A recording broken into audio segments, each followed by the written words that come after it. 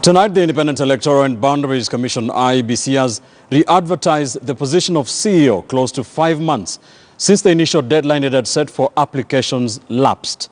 The post has been vacant since October last year, when the commission sacked former CEO Ezra Chiloba over procurement queries relating to the 2017 election. But as KTN's Moremi Mwangi now tells us, the new advertisement, which follows a court case challenging the recruitment process, comes even as questions linger among stakeholders on the status of the Electoral Commission.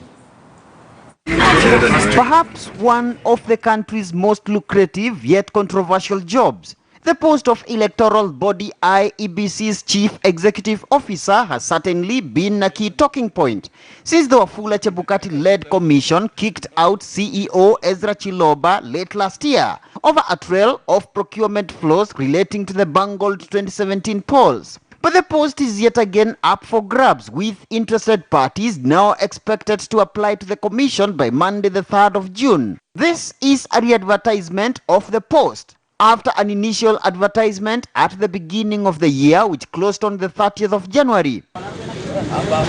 But IEBC would in March run into a legal headwind after failing to disclose details of those who had applied 2 months after the deadline. As one Henry Mutundu, a registered voter of Masinga constituency, sought termination of the process at the High Court on grounds that IEBC was conducting the recruitment in secrecy.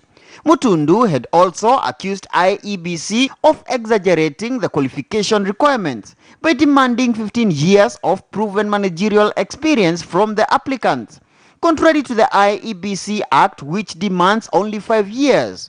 Sources at IEBC intimated to KTN News that the commission may have ignored advice from its legal department against the demand for the minimum 15 years experience and for the requirement for all applicants to have a clearance certificate from the National Intelligence Service, as both are not listed in the IEBC Act. Labor Relations Judge Helen Wasilwa allowed the application, quashing the earlier recruitment process. And IEBC has now eaten the humble pie. In this advert published in the dailies on Tuesday, the commission has reduced the qualification requirement to 5 years.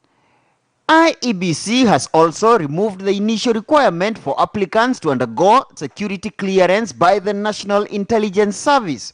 Issue a press release. But will the IEBC finally end the altercations that have surrounded the CEO's job, both during Chiloba and his predecessor James Oswago's time? IEBC is a political commission, and we have to be open.